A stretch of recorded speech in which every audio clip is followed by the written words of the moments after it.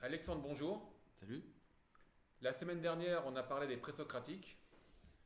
Ils ont inventé la philosophie, donc merci à eux. Le passage du mythe à la raison, du mythos au logos, c'est eux. Le premier vrai étonnement philosophique, c'est eux. Donc pour nous, ce sont les inventeurs. On rappelle rapidement que c'était des marchands, des marins qui viennent des colonies grecques, et même peut-être que les Athéniens appelaient des métèques. Donc pour nous, c'est une idée sympa que ce ne soit pas des rats de bibliothèque, mais des gens comme ça qui ont inventé la philosophie. Aujourd'hui, on parle d'un présocratique assez important, Anaxagore. C'est lui qui va importer la philosophie à Athènes. Et après, on va parler de deux choses importantes. Le climat et le contexte à Athènes à l'époque, ce qu'on appelle le miracle athénien, et le grand duel entre Socrate et les sophistes. Donc Anaxagore, rapidement, il arrive à Athènes en moins 456. Il est né en Asie mineure. La légende raconte qu'il s'est battu avec les Perses contre les Grecs. Il arrive à Athènes. Il importe la philosophie. Comment ça se passe? Comment ça se passe? Tu as dit tout à l'heure, on est passé grâce au présocratique du mythos au logos, et la dernière fois, j'avais tempéré cette thèse. Voilà. J'avais dit que c'était des sages, donc des sophoi, des gens qui avaient une vision particulière qui leur venait des dieux. Et j'ai dit aussi qu'ils avaient une conception théologique des éléments primordiaux. Donc, euh, avec Anaxagore, on en est au même point. Lui aussi, c'est un sage. Lui aussi, il propose une théologie. Alors, sa doctrine, c'est quoi? Pour aller vite, il considère que tout est composé de germes. Des germes qui ont des qualités. Et qui se ressemblent, s'assemblent. Ces germes s'agglomèrent, s'amassent, quand ils ont des qualités en commun. Et là où il est original par rapport à la mythologie, par rapport à la religion officielle de l'époque, si tu veux, c'est qu'il dit que si les choses qui se ressemblent s'assemblent, c'est parce qu'une force, dotée d'intellect, est capable de les discerner, de discerner leurs différentes qualités, et de les regrouper. Cette force, il appelle ça le nous en grec. Et on le traduit souvent par l'intellect. Donc c'est quelque chose qui est doué de volonté, de sentiment, c'est aussi capable de force physique pour organiser le truc, pour organiser tout le réel, pardon. Voilà ce que dit Anaxagore. Euh, Précisément, ceux qui euh, affirment dans la continuité de Hegel qu'avec les présocratiques, on est passé du mythe à la rationalité, au rationalisme, donc du mythos au logos, comme tu l'as dit tout à l'heure, ben, quelque part, ils font d'Anaxagore une sorte d'ancêtre des Lumières. C'était un homme des Lumières, disent-ils, un Aufklärer, comme on dit en allemand. Or, c'est pas du tout le cas. Lui-même a dit que le nous, c'était un principe divin. Il a dit c'est un Dieu. Et c'est même pas le premier à l'avoir dit. Son maître, qui s'appelait Hermotine, l'a dit avant lui. D'après Aristote, Hermotine et Anaxagore nous disent que c'est le nous qui organise tout ce qui existe, et le nous, c'est un Dieu. Et cet Hermotine était connu notamment de faire des expériences bizarres.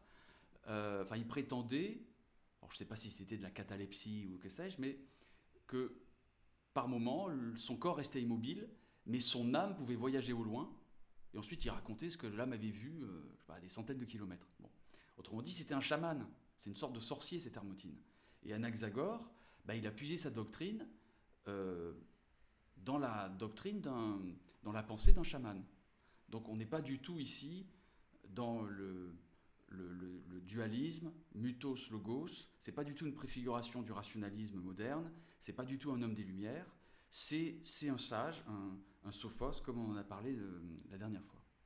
D'accord. Donc, il arrive à Athènes, et c'est donc lui, en quelque sorte, qui popularise un peu la philosophie dans la cité grecque? Oui, oui, d'après ce que j'en sais, c'est comme ça que ça se passe. C'est lui qui communique cet esprit des présocratiques à Athènes. Alors Périclès l'aimait beaucoup, c'est le prof de Périclès. Parce qu'il sait des choses, ou Périclès considère qu'il sait des choses, donc il lui enseigne son savoir, il lui enseigne aussi son éloquence. C'est le conseiller en communication de Périclès. On est dans un contexte démocratique, donc c'est important. C'est par la parole qu'on conquiert le pouvoir, c'est par la parole qu'on doit convaincre les autres citoyens que nos décisions sont les bonnes, que les lois sont justes, etc. Et donc, voilà, c'est comme ça que l'esprit philosophique des présocratiques fait son entrée à Athènes. Ouais, justement, donc parlons du contexte athénien. Il semble qu'il y a une effervescence culturelle dingue. Il y a une démocratie, quasiment au sens moderne du terme, avec beaucoup de tirages au sort. Il y a des théâtres à guichets fermés. Il y a des historiens qui commencent à pulluler. Et il y a des philosophes qui, on en a parlé, sont des espèces de superstars de la cité. Donc, les philosophes parlent dans des salons. C'est à cette époque, on peut quasiment dire que les Grecs ont inventé la société de loisirs, le spectacle. Donc, on se promène, il y a des philosophes qui dispensent leur savoir, qui réfléchissent à haute voix, qui parlent avec les citoyens. Et moi, ça me fascine parce qu'on est au 5e siècle avant Jésus-Christ. Donc, 1000 ans après, c'est la chute de l'Empire romain d'Occident. On a l'impression qu'on n'est pas beaucoup plus avancé. Donc, c'est un moment assez magique. Donc, explique-nous un peu ce qui se passe. Quelles sont les conditions qui permettent cet essor et comment se passe la vie des philosophes dans la cité grecque? Alors, avant de parler des philosophes, il faut parler des sophistes, en fait. Des gens qui ne sont pas athéniens, qui viennent des quatre coins de la Grèce. Alors, les plus connus s'appellent Protagoras, Gorgias, Prodicos, Hippias. Et c'est des gens qui... Alors là, il y a un fourre-tout. Il y a ceux qui enseignent toutes sortes de connaissances, arithmétique, musicale, astronomique, etc. Ou même qui peuvent faire des prédications morales. Il y a ceux qui disent ne pas avoir de doctrine, mais enseigner l'art de l'éloquence. Simplement une façon de briller dans un débat, dans une conversation, pour convaincre son interlocuteur ou pour séduire la foule. Il y a ceux qui sont même les spécialistes de ce qu'on appelle aujourd'hui, en un sens péjoratif, les sophismes. C'est-à-dire des faux semblants de raisonnement, quoi. Pour tromper l'adversaire. On n'est pas là dans un dialogue sympathique entre gens qui, armés d'une solide honnêteté intellectuelle, sont tournés vers la vérité et vers le progrès de la connaissance. Mais on a affaire à des beaux parleurs qui veulent simplement triompher dans un débat, une sorte de combat de coq, quoi, une joute oratoire. Voilà. Donc il y a beaucoup de choses dans le sophisme. Mais avant de parler de philosophie, il faut parler de sophistique, quoi. On a affaire à des sophistes. Et Anaxagore, lui, c'était un philosophe, mais un philosophe. Oui, il propose une doctrine que nous, on appelle philosophique, mais il était vu comme un sage, et c'était pas encore un sophiste, lui. Il a fait pénétrer l'esprit des présocratiques à Athènes, mais il se désintéressait de la politique. Comme tous les sages. Son truc, c'est le divin. Quand il parle de sa patrie, il montre le ciel. D'accord ? Il se désintéresse de la politique. Pour lui, c'est pas sérieux, c'est une affaire humaine. Le sérieux, c'est la divinité. C'est ce qui est de l'ordre du divin. Tu m'as questionné sur le contexte athénien. Pourquoi est-ce qu'il y a cette effervescence ? Pourquoi est-ce qu'il nous donne l'impression d'avoir inventé cette société de loisirs, etc. C'est pas une impression, ils l'ont vraiment inventé. Ouais. Ils l'ont vraiment inventé. Alors pourquoi ? Il y a un contexte politique, même géostratégique. Il faut comprendre que à cette époque-là, il y a ce qu'on appelle la guerre médique contre les Perses. Et Athènes s'est retrouvée à la tête de la Ligue de Délos. Donc c'est une alliance de cités grecques qui se sont unies pour faire face à la menace perse et pour remporter des victoires contre les Perses. Et Athènes a très vite transformé ce leadership de la Ligue de Délos en véritable impérialisme. Donc c'est-à-dire que si c'est une démocratie en interne, alors une démocratie relative, hein, les femmes ne sont pas citoyennes, les esclaves ne le sont pas non plus, il y a peut-être 10 ou 20% de la population qui font partie des citoyens libres, avec tirage au sort, etc. Bon. Mais si en interne il y a cette démocratie quand même, c'est-à-dire le démos, un démos très réduit, c'est-à-dire un peuple qui est souverain, à l'extérieur c'est de l'impérialisme. Parce que ils vont devenir hégémoniques au sein de la Ligue. Ils vont transférer le trésor qui était à Délos, placé sous la protection d'Apollon, ils vont le transférer à Athènes. Ils vont augmenter le tribut que les autres cités leur doivent. Et c'est comme ça qu'ils s'enrichissent et qu'ils se construisent de splendides demeures. Bon. Et il y a un texte là aussi je dois dire ma dette au livre de Pierre Vesperini, Voilà, j'en ai déjà parlé la dernière fois, sorti en 2019. La philosophie antique, sous-titré Essai d'histoire, excellent livre. Surtout pour ceux qui sont déjà férus d'histoire de la philosophie antique et qui connaissent les thèses de Michel Foucault, de Pierre Hadot surtout. Alors c'est très bien, Michel Foucault, Pierre Hadot, c'est très bien, mais Vesperini nous permet de mettre certains bémols. Et j'avoue que la plupart des chapitres, ça prend vraiment le contre-pied des thèses quasi officielles, on pourrait dire, quoi. Des écailles me tombent les yeux à chaque chapitre. Donc c'est très intéressant. Et Pierre Vesperini rappelle que, dans un discours célèbre de Périclès, Périclès vante la vie athénienne comme étant une vie de détente et de plaisir. Et il s'oppose à Sparte. Sparte, c'est des bourrins.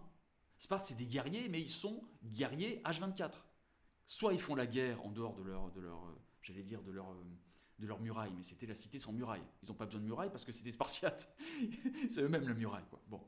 Mais quand ils font pas la guerre, ils s'entraînent comme des guerriers. C'est pas une légende. À la dure. Les Athéniens, pas du tout. Il y a un temps pour faire la guerre et il y a un temps pour le repos du guerrier. Et ils s'en vantent. Et ils s'en glorifient. Voilà la gloire d'Athènes. C'est ce que dit Périclès à ses concitoyens. Nous avons inventé une vie de plaisir. Et c'est une vie de plaisir, il faut le prendre presque au sens enfantin, puéril du terme. C'est des grands enfants, les Grecs. Ils adorent les jeux de l'intellect, mais ils en jouent comme des enfants. Ils adorent les joutes oratoires, tout ce qui est de l'ordre du concours. Ils font beaucoup de fêtes religieuses, mais ils font aussi beaucoup de concours. Des concours physiques, il y a des concours de gymnastique, des concours d'éloquence, des concours de poésie, des concours de tragédie. Ils adorent les concours. L'agone, c'est le conflit, c'est l'opposition. Ils adorent ça. Et ça passe notamment par la parole, parce qu'on est dans un contexte démocratique où, pour assurer son ambition et sa gloire et son honneur, il faut être un maître de la parole. Ça passe par la maîtrise du logos. Donc ils adorent ce que la parole permet dans un contexte de fête, de détente, de plaisir, de concours. Ce sont de grands enfants. On retrouvera peut-être un peu ça à Rome, j'imagine, quelques siècles plus tard. Mais Athènes, Rome, et je me disais que c'est des périodes très spéciales parce qu'on ne retrouvera pas ça avant très très tard dans l'histoire au moins occidentale. Est-ce que tu es d'accord avec ça? Moi je me disais, il y a Athènes, il y a peut-être Rome, mais je pense pas. Et après, il faut aller à la cour de Louis XIV, ou il faut aller à la Vienne du début du XXe avec Gödel, Wittgenstein, Freud, pour retrouver une telle effervescence dans une ville. Oui. Est-ce que tu penses que c'est soutenable? Oui, je suis d'accord avec toi. Ce qui s'est passé, c'est qu'il y a eu le christianisme, quoi. Il y a une parenthèse de 1000 ans où, comme on dit, la philosophie est devenue la servante de la théologie. On est redevenu dogmatique. Il y a eu un dogme. Et si Athènes nous paraît si effervescente, c'est précisément parce que les sophistes, surtout quelqu'un comme Gorgias, qui était une des vedettes parmi les sophistes, étaient anti-dogmatiques. Alors c'est très surprenant, il a écrit un texte notamment dans lequel il s'efforce de prouver que rien n'existe. C'est quand même fort, rien n'existe. Mais il serait naïf de croire qu'il était dupe de cette thèse. Lui-même n'y croyait pas. Et lui-même ne prétendait pas pouvoir convaincre qui que ce soit. Il vaut mieux comprendre ce discours et ce texte qu'on peut encore consulter aujourd'hui. Hein. C'est un fragment dont on nous a parlé, mais surtout dont il nous reste bien des passages. Et il faut l'interpréter, non pas comme une tentative réelle, sérieuse de démontrer que rien n'existe, c'est évidemment absurde, mais comme une manière de dire, vous prenez pas trop la tête avec les spéculations métaphysiques. Ne vous laissez pas impressionner par ces philosophes dogmatiques, par ces philosophes qui, tel Héraclite, vous affirment que le changement est l'essence de toute chose, ou tel que Parménide qui vous affirme que, en fait, tout est immobile et immuable, et qui affirme ça poétiquement, certes, mais sans preuve, par de la spéculation. Ne vous laissez pas impressionner par le dogmatisme. Ils sont anti-dogmatiques. C'est pour ça que les lignes bougent, et c'est pour ça qu'il y a cette liberté.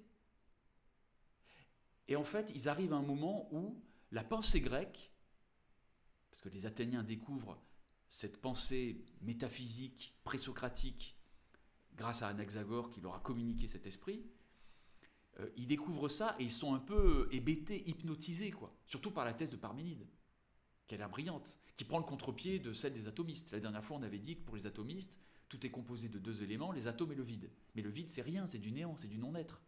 Or, Parménide dit, il le martèle, le non-être n'est pas. Bon, l'être est, le non-être n'est pas, c'est assez convaincant. Et là, on est un peu comme un lapin pris dans les phares d'une voiture, on est immobilisé, hypnotisé, et on est un peu à l'arrêt, quoi.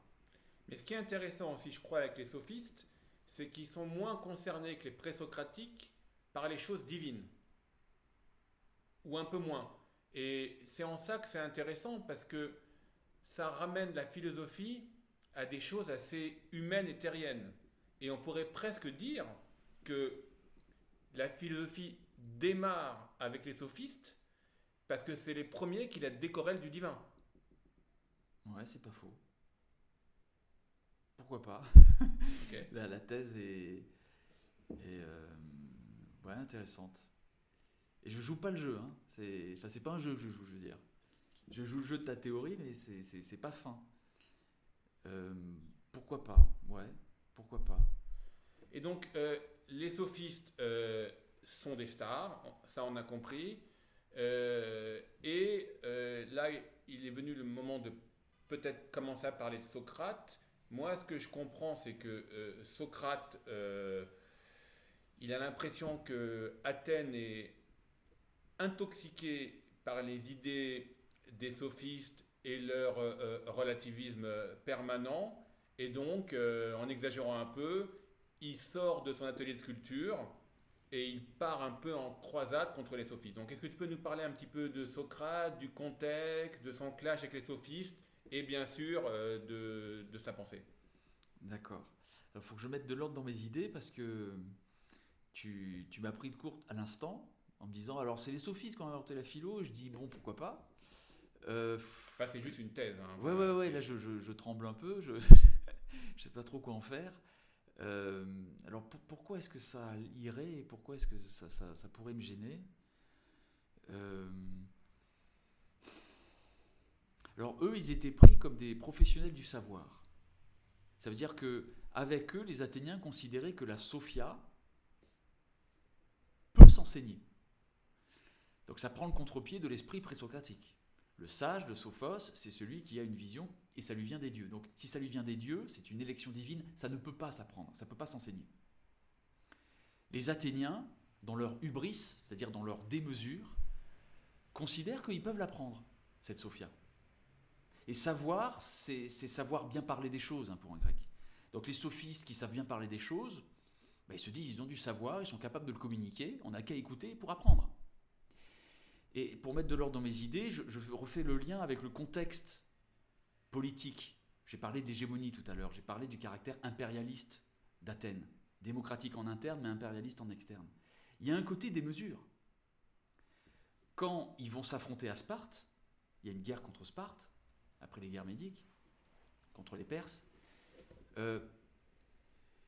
ils vont déployer des moyens très impressionnants.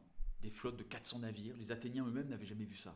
Et certains citoyens athéniens s'inquiètent de l'ambition, de la démesure de l'élite dirigeante d'Athènes. Ils se disent, mais là on va trop loin. Et ils se disent qu'on va transgresser la religion traditionnelle, les interdits divins. Et ça leur fait peur. Il y a ce contexte-là. Mais pour ceux qui ont moins peur, le relativisme, le scepticisme, on salue le motard, le scepticisme à l'endroit des doctrines religieuses, c'est quelque chose qu'on prend volontiers. Ça nous va. Est-ce que les sophistes étaient vraiment des philosophes? Bon, là, tout d'un coup, j'hésiterais à le dire. Je pense qu'il faut comprendre l'émergence de Socrate comme ça. On arrive à un moment où les sophistes mettent à mal la spéculation métaphysique des présocratiques. Donc, en ce sens, Socrate est l'adversaire des sophistes. Parce que, lui, il dit, il faut faire avancer la philosophie. Les sophistes disent, la philosophie, c'est mort. Ne nous laissons pas impressionner par le dogmatisme. Ne nous laissons pas hypnotiser par les thèses de Parménide ou de qui sais-je. Socrate dit non, il faut que la philosophie avance. Mais en un sens, il est aussi un sophiste lui-même, parce qu'il va utiliser la méthode des sophistes pour faire avancer la philosophie, mais dans une autre direction. Cette méthode, c'est l'art du dialogue, c'est la dialectique. C'est la capacité à argumenter, à justifier des propositions, à développer des spéculations charpentées, rationnelles. Et il veut le faire au service de thèses qui sont plus théologiques ou métaphysiques, ou cosmologiques, comme c'est le cas chez les présocratiques, mais au service de thèses morales. Il s'intéresse aux choses humaines. C'est lui qui fait descendre la philosophie du ciel vers la terre. La question avec Socrate n'est plus quelle est l'origine des choses, quelle est l'essence du monde. Il ne s'agit plus avec lui de connaître le monde, mais la devise devient désormais « connais-toi toi-même ». Il s'agit de s'observer intérieurement et d'interroger notamment nos vertus. Qu'est-ce que c'est que la justice? Qu'est-ce que c'est que le courage? Qu'est-ce que c'est que la beauté quand il y en a? Etc. Voilà les questions qu'il va poser. Alors lui-même fait profession de rien savoir. Je ne sais qu'une chose, c'est que je ne sais rien. Okay, c'est la fameuse ironie socratique. Parce que voilà sa méthode. Sa méthode, elle fonctionne en deux temps, ironie et maïeutique. L'ironie, c'est quoi? L'ironie, c'est un intermédiaire entre le questionnement et la raillerie. En gros, il te prend pour un imbécile en se faisant passer pour un imbécile. Il se fait passer pour un ignorant, voire pour un imbécile. Il dit, moi je ne sais qu'une chose, c'est que je ne sais rien. Alors il y a un double avantage à ça, un avantage défensif et un avantage offensif. L'avantage défensif, c'est que du coup il n'a rien à perdre. Il peut parler, pas de problème. Quelque part, il désamorce son orgueil, même si c'est très orgueilleux quelque part. Il doit y avoir un plaisir chez lui à pouvoir piéger quelques naïfs, quelques gens qui sont dupes de ce non-savoir. Mais quelque part, il s'autorise n'importe quelle discussion. Il n'a rien à perdre. Il y a beaucoup de vanité au fond de la timidité. Lui, c'est pas un timide, il va parler à tout le monde. Et l'avantage offensif, c'est qu'il va s'autoriser les questions les plus ingénues. Et il va même harceler de questions. Il va toujours demander à son interlocuteur de justifier sa position. Pourquoi tu dis ça? Pourquoi? Et explique-toi. Explique-moi. Il joue à l'imbécile à la limite. Il fait souvent preuve de, on pourrait presque dire, de mauvaise foi. On le lui reproche. Et c'est pas tout à fait faux. Parfois, il développe vraiment une sorte d'obsession à ne pas vouloir savoir. Ça l'intéresse de ne pas vouloir comprendre, quelque part, pour mettre à mal son adversaire. Le but du jeu de ces questions, c'est de faire en sorte que l'autre parle, pour être en contradiction avec lui-même. Si quelqu'un comme Protagoras lui dit « l'homme est la mesure de toute chose », ou lui dit « le bien, thèse hédoniste », hédoné en grec c'est le plaisir, voilà la thèse hédoniste, le bien, y compris au sens le plus moral du terme, le bien c'est le plaisir. Socrate, il va discuter, il va dire, mais est-ce que tu serais prêt à admettre que, quelquefois, on fait le mal parce qu'on a cédé à un plaisir facile? Alors Protagoras, il fait un peu la gueule, mais il peut le concéder. Il dit, oui, c'est vrai, ça peut nous arriver. Donc si je te suis, reprend Socrate, ça veut dire qu'il nous arrive de faire le mal, moi-même je m'y perds, tu vois, c'est vraiment une prise de tête Socrate. Il nous arrive de faire le mal à cause du plaisir, c'est-à-dire à cause du bien. Donc tu viens d'affirmer que parfois, le bien est la cause du mal. Et là, on est en pleine contradiction. Et on bégaye en face. Donc là, c'était sa méthode rhétorique pour piéger des sophistes mauvaise foi, en fait, ou des arguments qu'il trouvait pas convaincants ou trop relativistes. Oui. C'est une technique qui ressemble assez aux techniques sophistes pour les piéger eux-mêmes. Oui, on pourrait dire ça. C'est le maître de la dialectique. C'est le roi de la conversation, de ce dialogue qui se donne en spectacle. Et comme tu l'as souligné tout à l'heure, c'était une société de loisirs et de divertissement avant l'heure. Et ces Grecs étaient de grands enfants qui adoraient les jeux de parole et d'intelligence. Quand la parole se fait feu d'artifice, voilà, ils adorent ça. Ils adoraient assister à ce genre de conversation. Socrate, il était entouré de sa cour, enfin, il avait ses disciples, c'était une école ambulante. Il interrogeait alors des sophistes, mais aussi le premier venu, dans une rue, dans une boutique, sur la place du marché. Quiconque prétend savoir quelque chose était interrogé par Socrate, et si tu voulais bien jouer le jeu, tu pouvais te retrouver piégé, quoi.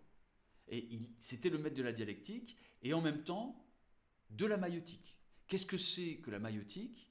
C'est l'art d'accoucher les esprits. Ça avait des velléités un peu comiques, tout ce cirque sur les places du marché, ou c'était un peu du théâtre, ou c'était vraiment un truc qui prenait très sérieusement avec des arguments formels et compagnie? Ça, je sais pas. Alors, ça devait rire, ça devait beaucoup amuser, c'est vrai. Mais je pense que Socrate, lui, prenait ça très au sérieux. Socrate, sa vocation, elle est née quand son ami Chéréphon, ça c'est Platon qui nous raconte ça, ayant demandé à l'oracle de Delphes quel est l'homme le plus sage, l'oracle aurait répondu, le plus sage c'est Socrate.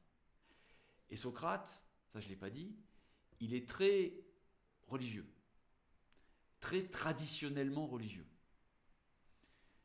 Et si l'oracle de Delphes, temple dédié à Apollon, a dit que c'était le plus sage, Socrate le croit.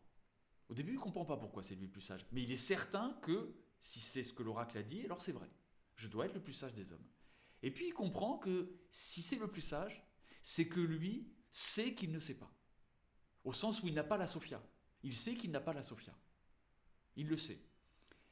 Et quelque part, il trouve que tous les autres, les sophistes, mais aussi bien les Athéniens qui veulent discuter des lois et qui prétendent savoir ce qui est juste et ce qui est bon pour la cité, ce sont des fanfarons.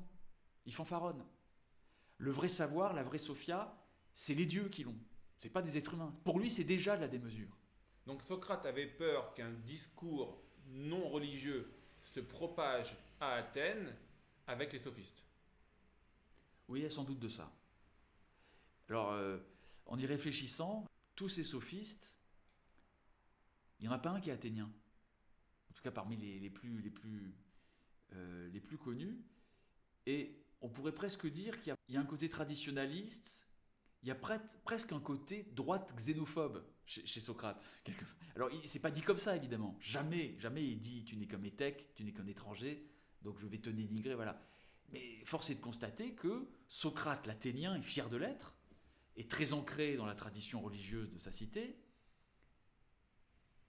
se choisit pour adversaire des gens qui ne sont pas athéniens et qui mettent leur éloquence, leur savoir, leur dialectique au service de l'antidogmatisme, qu'il soit métaphysique ou religieux, et au service d'une démocratie qui elle-même serait une forme de démesure par rapport à l'ordre ancien, et de toute façon qui est une démesure quant à sa politique extérieure. Là, on est en pleine hubris. Et dans ce contexte-là, Socrate prend sa place. Évidemment, il est suivi par certains des jeunes gens de l'aristocratie qui sont même les plus traditionnalistes. Platon, le jeune Platon, fera partie de cela. Platon, très religieux, très ancré dans la cité athénienne. Il est issu d'une des familles les plus anciennes et les plus puissantes et les plus riches de la cité. Donc la tradition, ça lui va. C'est ce qu'il appelle de ses voeux, quoi. Et la démocratie nouvelle, qui était toute récente, c'est quelque chose qui ne peut que désapprouver. Il est trop aristocratique pour être démocratique, c'est pas possible. Voilà. Alors Socrate, c'est pas un aristo, mais bon, il se fait le porte-parole de cette mentalité-là. Ok, donc Socrate, on sait qu'il sait rien, le questionnement socratique on connaît, la maïeutique, il se promène dans la cité, il pose des questions, il joue au naïf, en fait il est très intelligent, c'est un sophiste avec des bons arguments, mais c'est quoi sa pensée comment résumer les grandes idées de Socrate sur le bien, le mal, la connaissance? Est-ce que tu peux nous expliquer un peu c'est quoi Socrate? Qu'est-ce qui reste? Alors, il faut que je revienne un peu sur la maïeutique. Il reste la maïeutique. L'idée peut être contestable, mais qu'en posant les bonnes questions, d'une manière bien conduite, n'importe quel esprit pourrait découvrir des vérités qu'il a en lui-même. Alors, ça peut paraître un peu naïf, parce qu'on se dit, bon, les esprits sont inégaux, on n'est pas tous d'une égale intelligence, je parle d'intelligence, là, pas de connaissance, mais pour connaître une idée vraie, il ne faut pas se contenter, d'enregistrer sa définition, il faut aussi comprendre sa justification. Et ça relève de l'intelligence. Et quelque part, j'ai l'impression que la maïeutique, dans une certaine mesure, peut-être qu'elle respecte, ou elle tient compte de cette inégalité des intelligences. Je peux enseigner à quelqu'un des connaissances qu'il n'a pas, qui sera capable de répéter comme un perroquet, mais je ne peux pas demander à quelqu'un d'être plus intelligent qu'il est. Je ne peux pas enseigner l'intelligence. Et comme je ne peux pas enseigner l'intelligence, je ne peux pas enseigner une justification rationnelle à quelqu'un qui n'est pas capable de la comprendre. Donc la meilleure méthode pour se hisser au maximum de ce qu'on est capable de développer soi-même en matière d'intelligence, de justification rationnelle, c'est de procéder maïotiquement, comme le faisait Socrate, en posant des questions, et nous prendre par la main pour nous aider petit à petit à développer notre intelligence à son maximum. D'accord. Voilà. Ça, c'est une idée intéressante. Un point important qui a été souligné par Pierre Hadot, c'est la valeur absolue de l'intention morale. Socrate est très impressionnant là-dessus. Pour lui, comment est-ce que je pourrais dire ça ? Il vaut mieux, ce sera une thèse qui est reprise par Platon, il vaut mieux subir une injustice que la commettre. Alors, il peut nous arriver, en étant juste, pas tout le temps, mais parfois, peut-être même souvent, en étant juste, en étant honnête, il peut nous arriver de perdre matériellement. C'est pas toujours notre intérêt que d'être juste.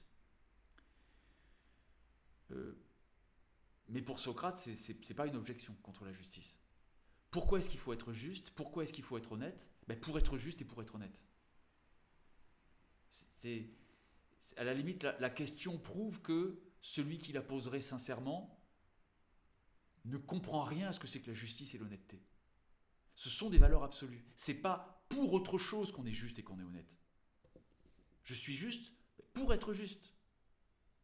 Il y a une dimension radicale, je ne sais pas si je me fais comprendre là. Oui, tu veux dire que pour Socrate, en schématisant un peu, il faut suivre la loi, quelle que soit la loi. Alors oui, il y a de ça. Il y a de ça. Alors on pourrait dire, mais attention, mais si la loi est injuste. Alors oui, ça c'est un peu autre chose, mais c'est pas sans rapport, c'est vrai. Oui, il y a un côté très légaliste chez Socrate. Les idées se bousculent dans ma tête, je ne sais pas trop comment mettre de l'ordre ici. Oui, il considère que même si une loi est injuste, l'injustice suprême, c'est de ne pas obéir à la loi. Alors évidemment, ça nous rend assez peu sympathiques, parce qu'on se dit, mais c'est l'apologie du conformisme le plus lamentable. Une sorte d'obéissance radicale, grotesque, ridicule. On ne peut pas s'extasier devant ça. Et je crois que il impressionnait quand même des gens intelligents par ce radicalisme-là, parce qu'ils ont su y voir ce que Pascal appellera plus tard une pensée de derrière. C'est-à-dire que, d'un point de vue socratique, si je respecte la loi parce que c'est la loi, tout en sachant qu'elle peut être injuste, ça veut dire que je ne suis pas dupe de la prétention qu'a le légiste à promouvoir une loi parce qu'elle serait juste. C'est comme si je disais à quelqu'un qui est à l'origine de la promulgation d'une loi, je vais la respecter pas parce que c'est la loi, mais pas parce que je fantasme qu'elle est juste. Pas parce que je fantasme que tu aurais compris ce qu'est la justice. C'est grosso modo pour ce type d'argument qui ne conteste même pas sa mise à mort en fait. Oui. Il y a une sorte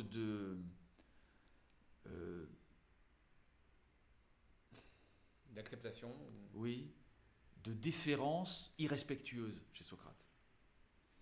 Et effectivement, à l'issue de son procès, il est condamné à mort, il est condamné à boire un poison mortel, la ciguë. Évidemment, il pense que c'est injuste. Et on sait que s'il est condamné à mort officiellement, officieusement, on lui laisse une chance de rester en vie.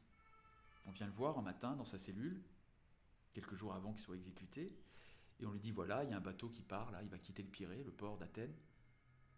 Tu peux partir en vie, à une condition, c'est que tu ne remettes plus les pieds ici. Tu es excommunié. Et Socrate refuse. Il dit, je suis athénien, je le resterai. Ce sont les lois d'Athènes qui m'ont faite. Ce sont mes mères nourricières, je les respecterai jusqu'au bout, même si je pense qu'elles sont injustes. Je pense que vous vous gourrez. Elles sont injustes. C'est quoi le niveau de certitude que c'est pas une légende, ça? Je sais pas. Mais j'ai envie de le croire, monsieur Pierre. Laissez-moi rêver, s'il vous plaît. Voilà. C'est beau. Ou c'est fou, je sais pas. Mais voilà comment il résonne. Et oui, j'ai envie d'y voir cette déférence irrespectueuse. C'est par ce radicalisme-là qu'il impressionne aussi. Alors, pour revenir sur les conditions du procès, on lui reprochera d'avoir perverti la jeunesse, puisque certains aristocrates ou certaines jeunes personnes très brillantes, promises à un bel avenir, politique notamment, se détourneront de la démocratie, du relativisme qu'elle semble impliquer, pour revenir dans la voie de la tradition. Il faut écouter le dieu, Apollon, etc. Et notre maître Socrate. Donc de ce point de vue-là, oui, il y a eu une perversion de la jeunesse. Bon. Et l'autre grief, c'est celui d'avoir introduit de fausses divinités dans la cité. Alors c'est déjà un procès qu'on avait fait à Anaxagore. Parce qu'on dit, ton nous, là, que tu prétends être un dieu, nous on ne le connaît pas dans la mythologie officielle. On connaît Zeus, on connaît Poséidon, Athéna, mais de nous, on ne connaît pas. Et on fera le même reproche à Socrate, parce que Socrate avait un côté mystique. Il avait ce qu'il appelle son daimon. Alors daimon en grec, c'est pas le démon, c'est pas le suppôt de Satan, pas du tout. C'est une sorte d'ange gardien. C'est une voix qu'il entend dans sa tête, et c'est une voix qui lui dit uniquement ce qu'il ne faut pas penser, ce qu'il ne faut pas faire. Uniquement en négatif. Mais ça ne doit pas nous étonner. Très souvent, l'intelligence, avant de comprendre ce qui est vrai, elle se heurte à l'absurde. C'est parce que je capte que quelque chose est faux que je peux avoir l'idée d'une vérité. C'est comme ça qu'on fonctionne. Et la voix de Socrate, ce qui prétendait être sa voix, après on peut interpréter ça autrement, on peut se dire que c'est sa conscience, que c'est un individu doté d'une conscience fantastique, formidable. Bon, c'est un peu la thèse de Kierkegaard. Mais lui, il interprétait ça comme une voix, comme un message divin.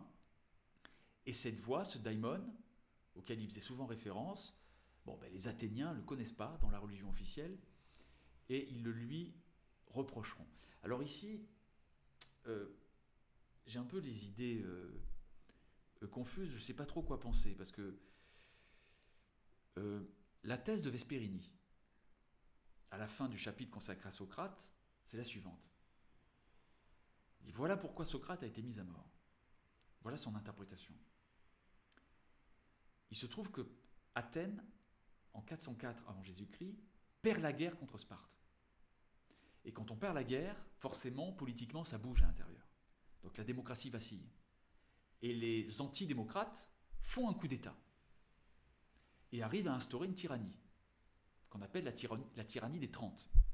Et à la tête de ces 30 tyrans, qui ont gouverné Athènes durant une année, il y a un certain Critias, qui était un des meilleurs amis de Socrate.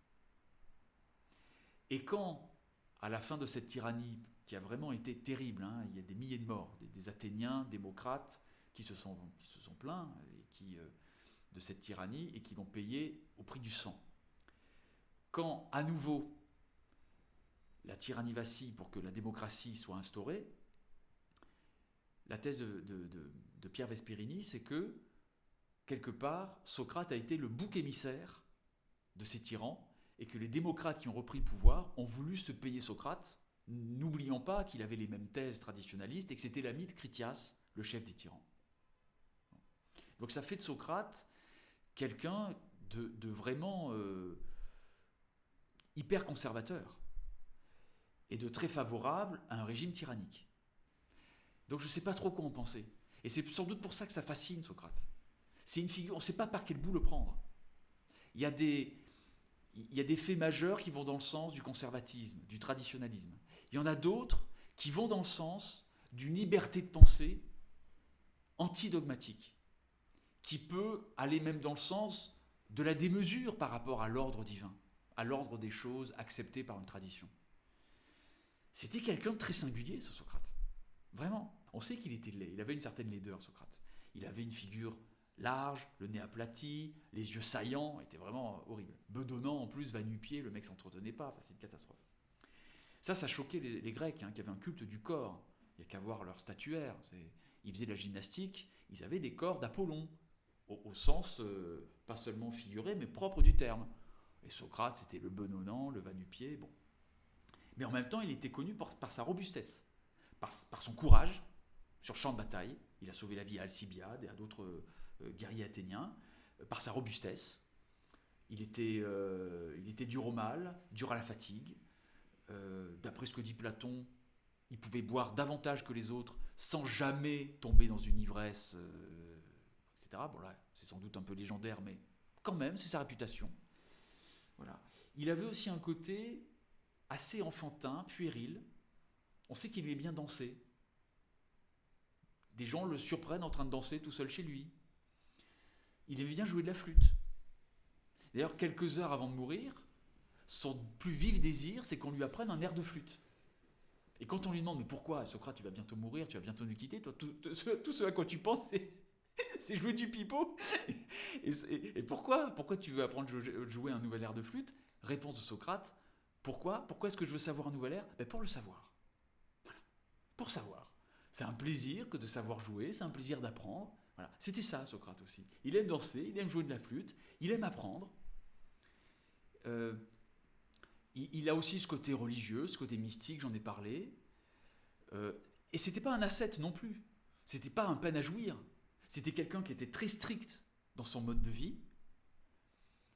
Il pouvait ne pas se laisser aller au même culte du plaisir facile, mais en même temps, il ne s'offusquait pas de ceci que des Grecs autour de lui, surtout s'ils sont jeunes, profitent de leur jeunesse en se laissant aller et en se livrant à une débauche.